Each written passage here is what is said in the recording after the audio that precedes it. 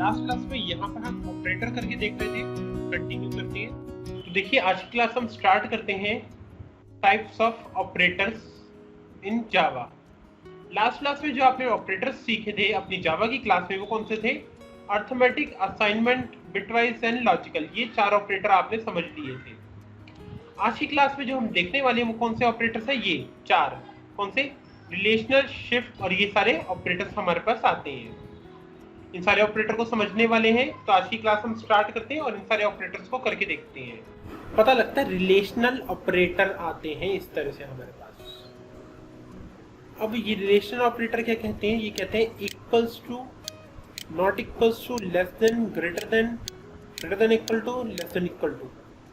इन सब के ऊपर वर्क करती है, जिनको हम यहाँ पर रिलेशनल और कंपैरिजन के अकॉर्डिंग समझते हैं, जिसके बीच में हम दो वेरिएबल्स के बीच में क्या काम कर रहे थे?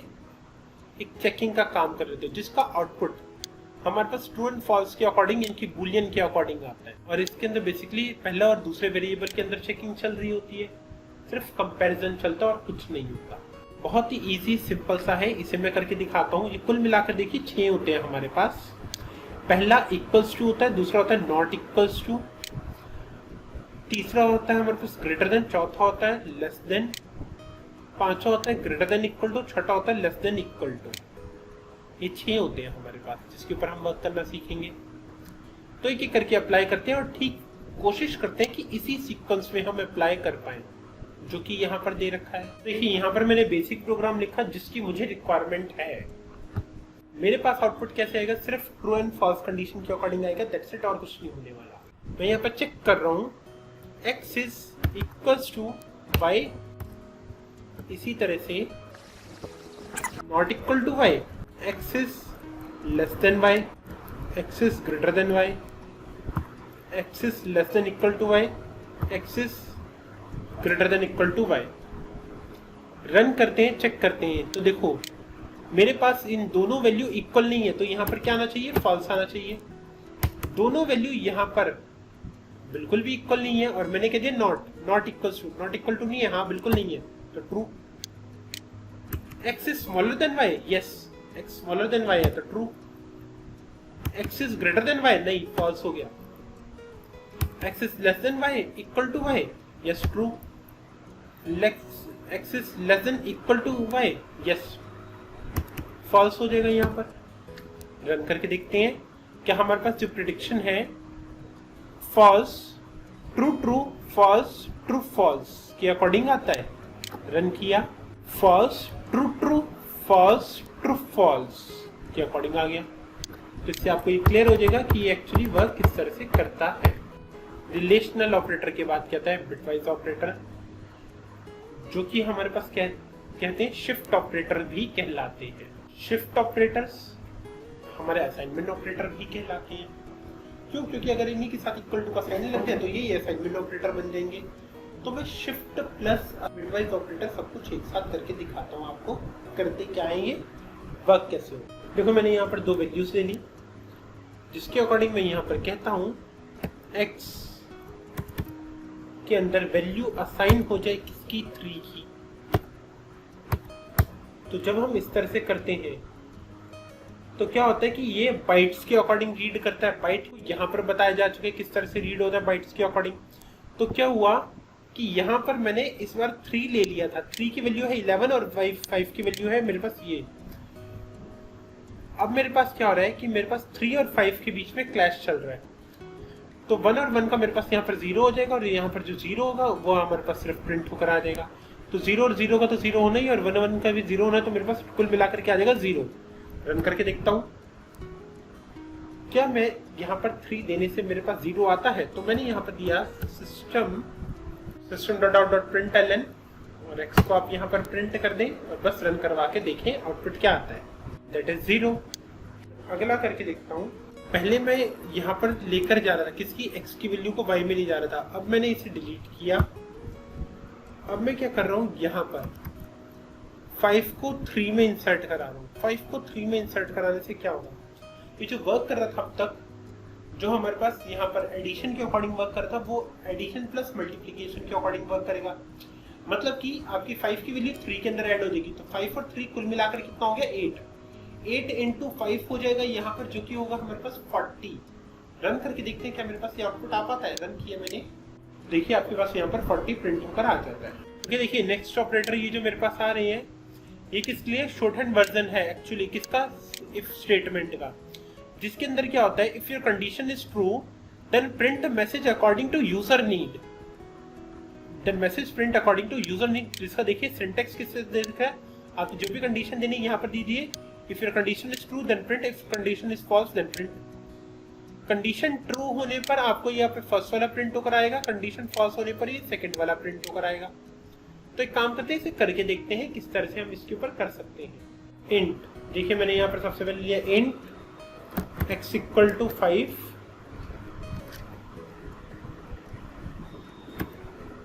y इक्वल टू 10, दो वेरिएबल ले लिए मैंने यहाँ पर। और इसको अगर मैं किसी अलग जगह पे स्टोर करना चाहता हूँ तो मैं ले लेता हूँ यहाँ पर आउटपुट 1। तो यहाँ पर मैंने ये पूरी कंडीशन दे दी।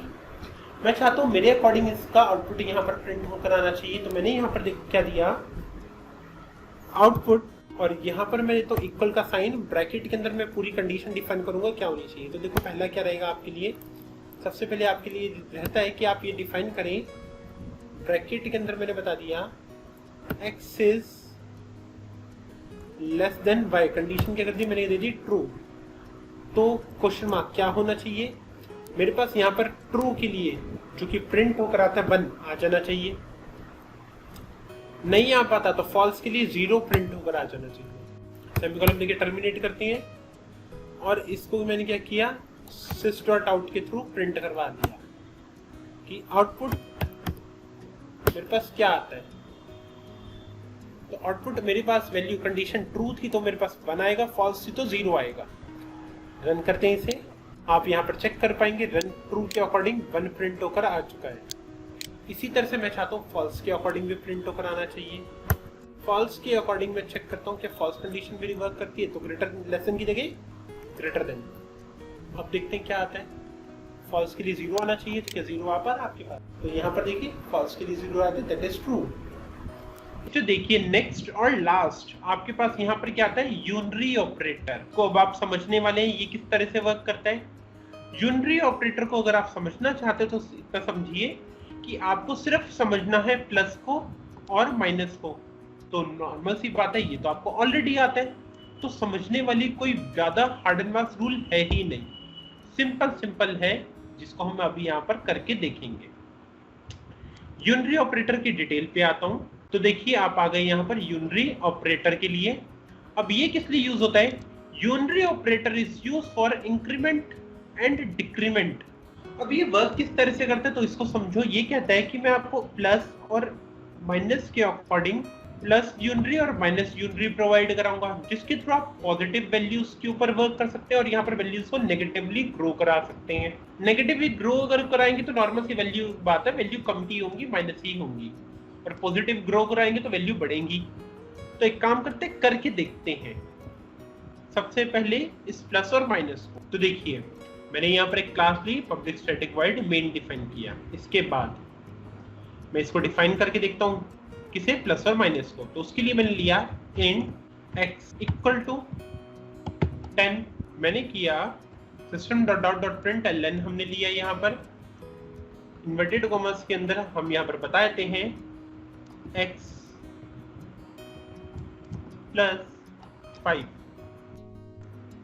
और यहाँ पर मैंने दे दिया प्लस x प्लस 5, और जो कि इसके अंदर ऐड करे तो इसको एक अलग से ब्रैकेट के अंदर समझाने के लिए मैंने लिख दिया। और एंड में आते हैं हम यहाँ पर सेमीकोलन देके टर्मिनेट करते हैं। इस पूरे प्रोग्राम को करने के बाद रन कर देते हैं हम इसे। तो देखिए at the time of printing आपने क्या किया था, इससे पहले एक स्ट्रिंग वैल्यू दे रखी थी और उसके बाद यहाँ पर इसे ऐड करने के लिए बोला। तो इसने ऐड करने की जगह इन दोनों को सिर्फ एक साथ लिख दिया। क्यों? क्योंकि इसका बिहेवियर यहाँ पर चेंज हो गया। जब आप यहाँ पर स्ट्रिंग के साथ इंट देते हैं तो ये दोनों को सिर्फ कॉन्केटिनेट करके लिखता है, एडिशन करके नहीं लिख पाएगा। अब देखिए मैंने क्या किया, इसी प्रोग्राम को फिर से करने के लिए डिलीट किया इसे। अब अगर आप देखेंगे मैंने x प्लस 5 दे रखा है, x values 10 plus 5 equal to 15। Run किया, अब आप देखेंगे आपके पास वैल्यू प्रिंट होकर आ गई, दैट इज 15, जो कि एकदम मेरा परफेक्ट आउटपुट है। अगर आप चाहते हैं कि इसके अंदर x के अंदर वैल्यू जो कि 5 आपने ऐड की है उसके साथ मैसेज भी प्रिंट हो, या तो उसे अलग लाइन से दो या फिर x के अंदर पहले से ही ऐड करके रखो। देखो मैं दोनों ही कंडीशन करके देता हूं आपके पास यहाँ पर।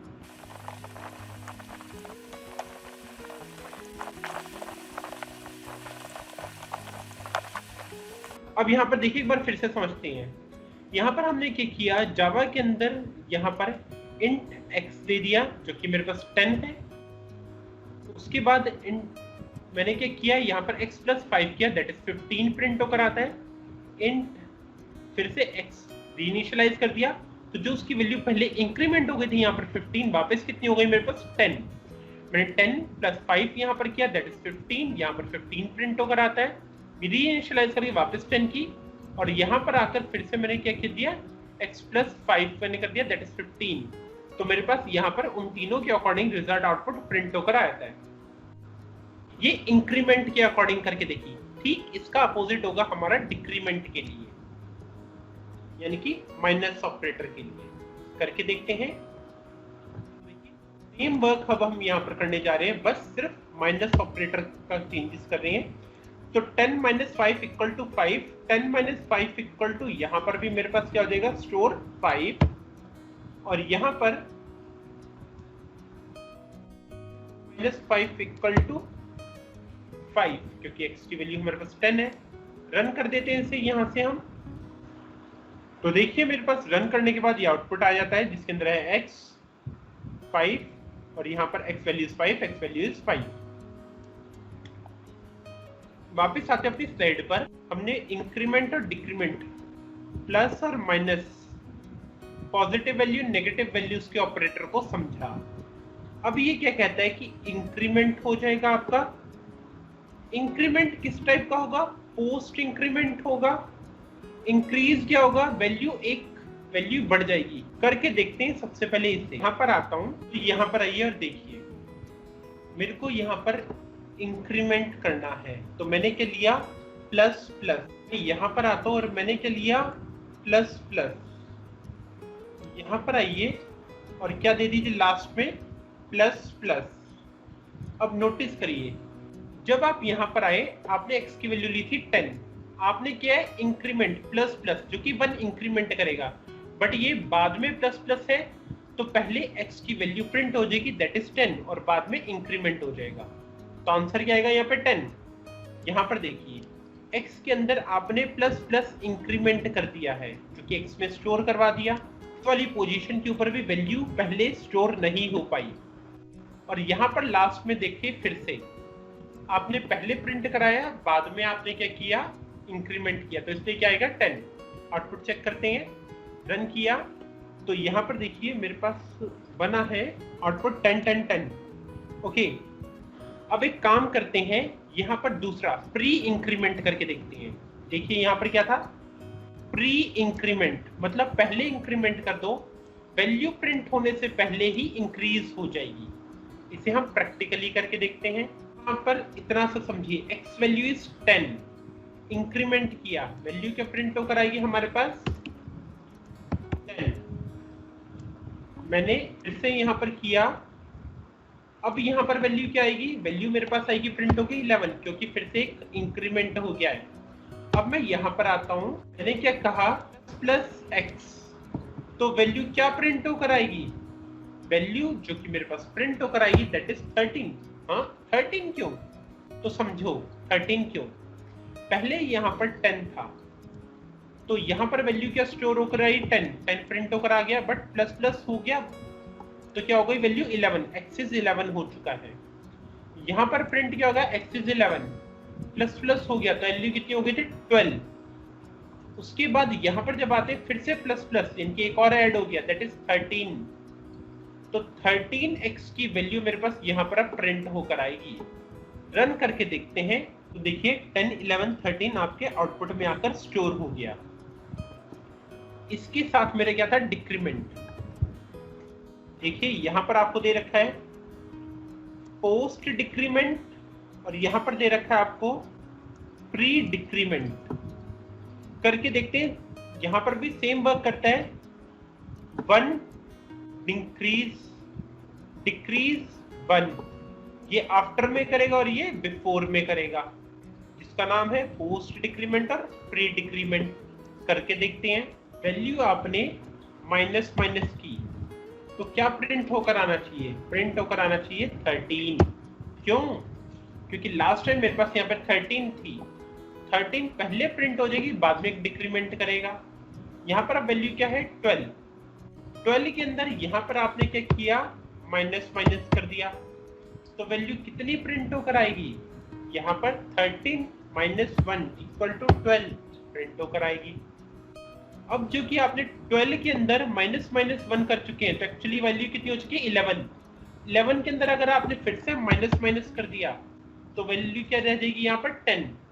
देखते हैं मेरे पास यहाँ पर क्या 10 प्रिंट होकर आता है। तो आप यहाँ पर समझेंगे सीक्वेंस जो कि हमने प्रिडिक्ट किया था, 10, 11, 13, 13, 12, 10, 10, 11, 13, 13, 12, 10 प्रिंट होकर आता है। सारे ऑपरेटर फिनिश होने के बाद यहाँ पर अब हम कुछ क्वेश्चन लेते हैं जिनको आप यहाँ पर इन ऑपरेटर की हेल्प के थ्रू करके देख पाएंगे। राइट अ प्रोग्राम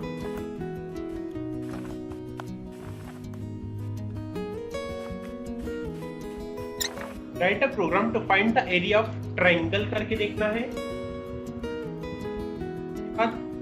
रेक्टेंगल आपने करके देखना है।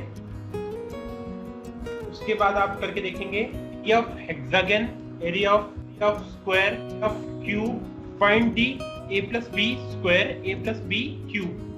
ठीक है, राइट इनटू करके देखेंगे आप ऑफ पाई। इसी के साथ आपके ये क्वेश्चंस कंप्लीट होते हैं। इन सब के बाद आपको ये सारे क्वेश्चंस करके रखने हैं और आपके इंडिविजुअल ये प्रोग्राम चेक भी किए जाएंगे। ये पूरा प्रोग्राम जो कि मेरा कंप्लीट हो चुका है, मैं इसे कंट्रोल से कॉपी कर लेता हूँ और आपको फॉरवर्ड कर देता हूँ। Okay, good everyone.